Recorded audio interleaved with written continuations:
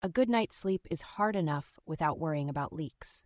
Attend's Sleep Comfort Premium Overnight Underwear is designed to help you stay dry and comfortable through the night with up to 12 hours of overnight protection. These premium incontinence underwear offer advanced absorbency and a secure fit that works while you rest, even during extended sleep. It offers premium overnight protection without a premium price. Visit attends.com for more information.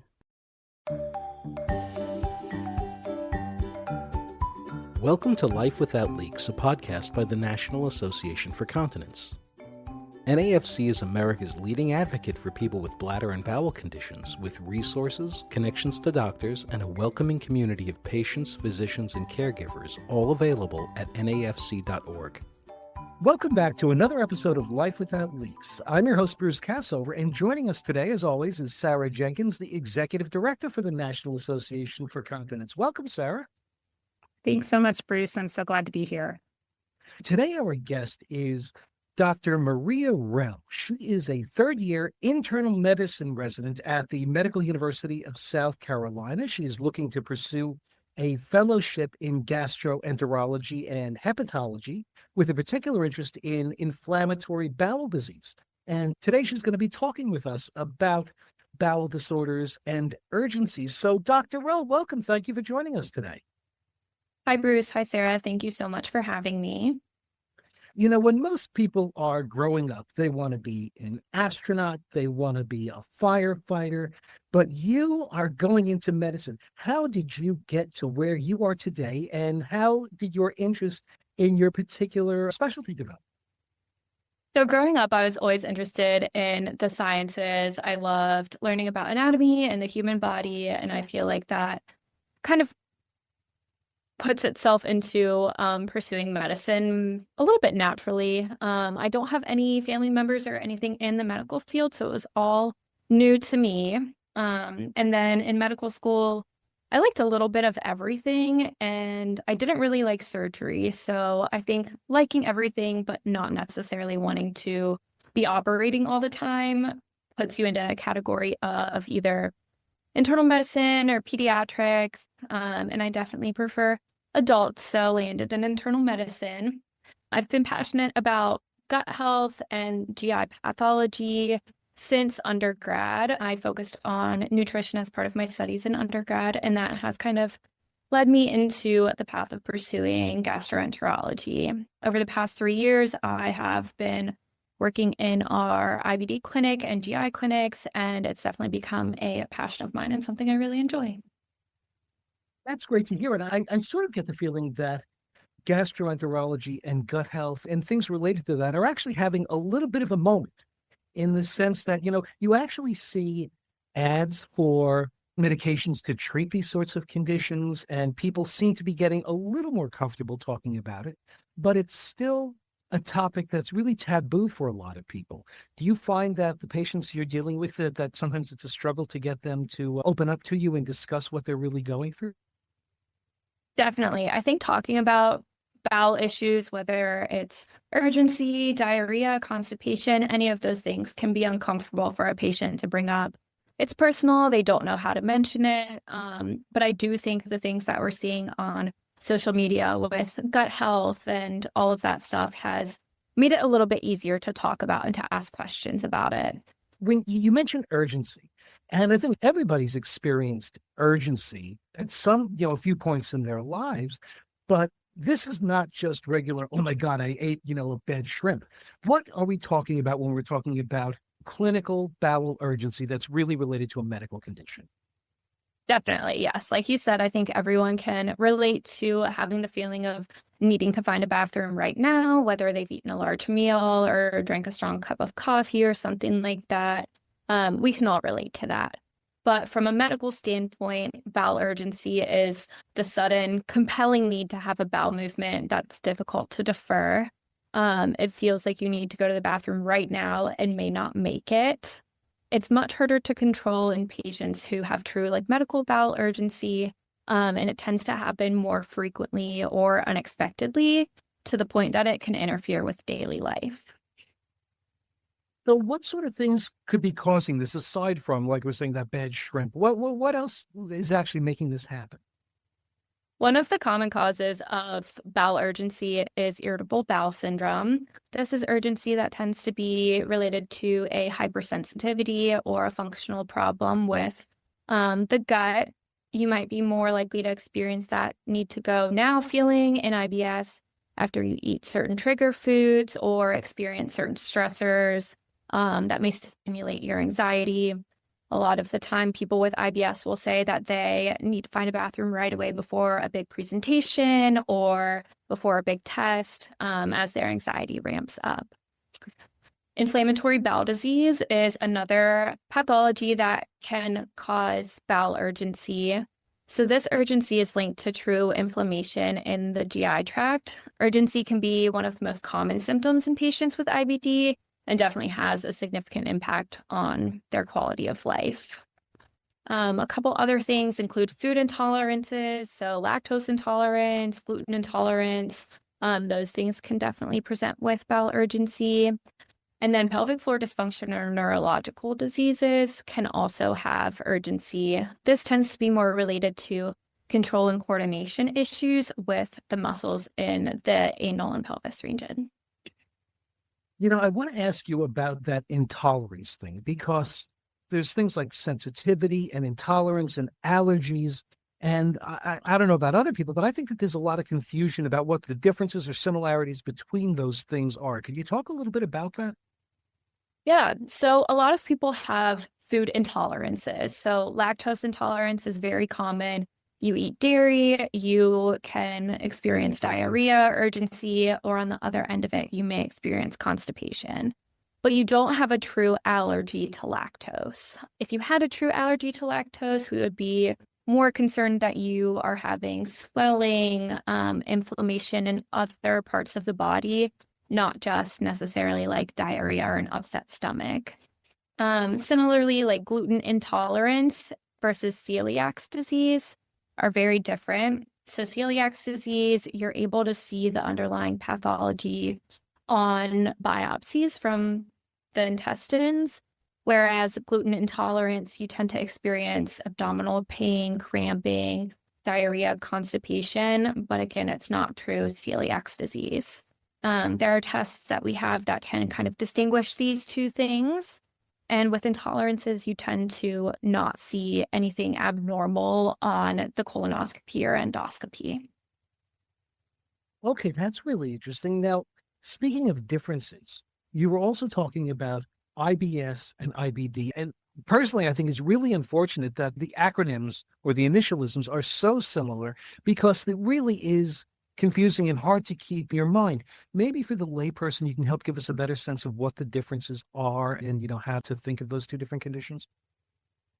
Definitely. The acronyms are very confusing and patients definitely can mix them up pretty easily. So inflammatory bowel disease, or IBD, is a chronic condition where the immune system essentially attacks the digestive tract and causes ongoing inflammation and damage. There are two main types, which are Crohn's disease and ulcerative colitis. IBS, or inflammatory bowel syndrome, is more of a functional disease that affects how the gut works, but it doesn't cause visible inflammation or damage to the intestines on colonoscopy.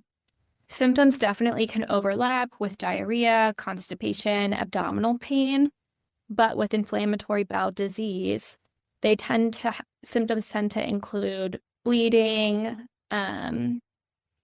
You can see ulcers. Patients can develop fistulas on colonoscopy as well. IBD can also have systemic symptoms that we can talk about as well. But IBS is more of a functional condition that does not typically have any findings on colonoscopy. Sometimes it can be frustrating because patients feel like all of the other things have been ruled out, but irritable bowel syndrome really does kind of fall into a category of a diagnosis of exclusion. Well, still, it's a diagnosis nonetheless. Definitely. And now, I'm thinking about a lot of what you're describing sounds like it's chronic conditions. If you have IBS or IBD or a food sensitivity or any of these things, you go through your life and you realize when something happens, I have used certain biological responses. But are there any sort of sudden things that might occur that sudden symptoms or flares or, anything that happens that might say, hey, wait, this is not one of these chronic conditions. I need to go to an ER right now, or I need to go to a doctor immediately. Are there any things like that might happen? Yeah, so it sounds like you're asking about red flag symptoms when I would say you need to be evaluated right away. So some of those things would be really bloody stools associated with high fever or severe abdominal pain. Additionally, if you are having so much diarrhea or vomiting that you just can't stay hydrated, you can't keep any food in your system, those would be reasons that I would advise someone to present to the emergency department. So let's say that we're not talking about these red flags. We're talking about somebody does seem to have a chronic condition. Maybe you could give us an idea of what the diagnostic process is. You finally work up the courage to go to a physician and they sit down with you. What actually happens in the office to get to the point of a diagnosis?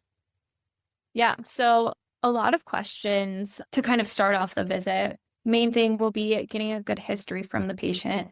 So some questions I would ask are, what are your symptoms? When did they begin? How have they changed over time? How often are you experiencing these symptoms? Are you noticing any blood or mucus in your stool? Is it in your stool every time that you have a bowel movement or just occasionally? Do you notice the blood in your actual stool or is it just when you wipe? Have you noticed any unintentional weight loss? Do you feel like you're more fatigued than usual? Have you been having any fevers or chills? Are you having any extra intestinal issues such as joint pain, red eyes, or any other skin changes? And then other things like family history. Does anyone in the family have a history of inflammatory bowel disease or IBS? Does anyone have a history of colon cancer? Does anyone have a history of other autoimmune conditions like rheumatoid arthritis or Sjogren's? What medications are you on? Are you using any specific dietary supplements? So after asking all of those questions, we would jump to lab tests and physical exam. So for physical exam findings, I would be listening to someone's belly, pressing on their belly to see if they have any tenderness. Sometimes patients may warrant a rectal exam to see if they have any hemorrhoids, and to see how basically the tone of their anal sphincter is if they're experiencing incontinence regularly. After a physical exam and getting a good history, we would move on to lab tests. We'd start with basic things like looking at complete blood counts, electrolytes, kidney and liver function. When testing for inflammatory bowel disease, we send inflammatory markers such as CRP or ESR, and those give us an idea of how much inflammation is in the body. We also tend to test for iron deficiency or other vitamin deficiencies like B12 or folate, because it's pretty common for patients with these chronic inflammatory bowel disease to have nutrient deficiencies. And then we'll also send stool tests. If we're working up more of an IBS type picture, we might test for parasites or celiac disease. If we're working up an IBD type picture, we would test for inflammation in the stool with the marker that's called fecal calprotectin. That is a bunch of tests. I would imagine not every patient goes through every one of those, though, right? So depending on the history, at some point, most patients would go through all of these. Fortunately, they are blood tests. So from a patient standpoint, it should be fairly easy. They go down to the lab, get their blood drawn, and we get a lot of these tests back. The stool samples, we can send people home with their own little stool collection kit, and they can just bring it back to the lab so they can do it with the privacy of their own home. Okay, that's a little reassuring because I know that one of the reasons why people avoid seeking professional help is that they're afraid of these tests that feel invasive, they're embarrassing, they're uncomfortable. So I guess part of your job isn't just to diagnose the condition and help patients develop a treatment path, but to also put their minds at ease that this is not going to be as embarrassing situation as it might be. Is that something you encounter a lot, patients who are nervous like that? Yes, definitely. I think in general, there's a lot of hesitation and stigma around talking about bowel issues and bowel movements. I try to make my patients feel as most comfortable as they can be when they come into the office. Usually we have some idea, like in the IBD clinic, we know they're coming in for IBD evaluation. So we definitely anticipate talking about their bowel movements. But even when I'm in my primary care office as a resident and people come in with GI symptoms, I don't hesitate to ask about their bowel movements, what they look like, what symptoms they're having. And sometimes I hope that by me asking, it eases a little bit of the anxiety around them having to bring it up.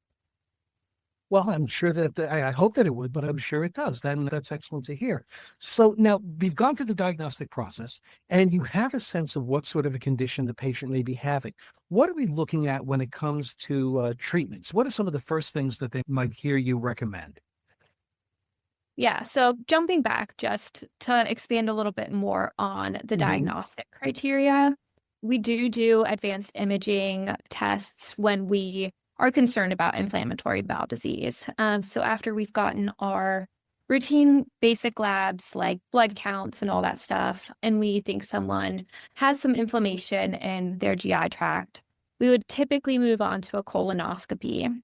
So with the colonoscopy, that's our gold standard for diagnosing inflammatory bowel disease. We go in with a long camera, take a look through the colon. We're looking for things like ulcers or lesions in the GI tract that look consistent with Crohn's or ulcerative colitis. And during colonoscopy, we'll take small little biopsies that patients don't feel and don't impact the health of the GI tract. But we'll take biopsies and then send those to the pathologist to look at them under the microscope. So depending on what the colonoscopy shows and what the pathology shows, that's where you would get your confirmed diagnosis of Crohn's disease or ulcerative colitis. Or it would tell you that that's not what we're dealing with and we need to kind of jump down a different pathway. And by not what we're dealing with, jump down a different pathway, or is that another way to say cancer? No, not necessarily. I would say if someone is coming in with symptoms that are very convincing, seems like inflammation, but it's not, I would be looking at things like celiac disease. I'd be seeing if there's some or other autoimmune condition. But if the patient is of older age and maybe they've been having some alarming symptoms and have a family history of cancer, that might be a route that we go down. But the colonoscopy kind of will tell us yes IBD, no IBD, and then the rest can be explored a little bit more from there. Now, for people who've never had one before, is it as bad as I imagine it might be? I hope to think that it's not as bad as people chalk it up to being. The prep is probably the most challenging part. You do have to drink a lot of bowel prep the night before. You have to drink clear liquids the day before, and the goal is to clean out your colon. So you definitely anticipate that you'll be having a lot of bowel movements. That definitely can be uncomfortable for patients, but I try to encourage them that ideally colonoscopies are at most every 1 year. For your standard screening, colonoscopies for like colon cancer and stuff, those can even be up to every 10 years. And I try to encourage them that one day will give us a lot of answers and let us fully see what we need to see during the colonoscopy. So hopefully a little bit of discomfort or unpleasurable or like not pleasurable bowel movements makes the diagnosis worth it. Excellent. Well, that's good to hear. So then let's go back to treatment, the treatment path. So what are some of the things that you're likely to recommend initially?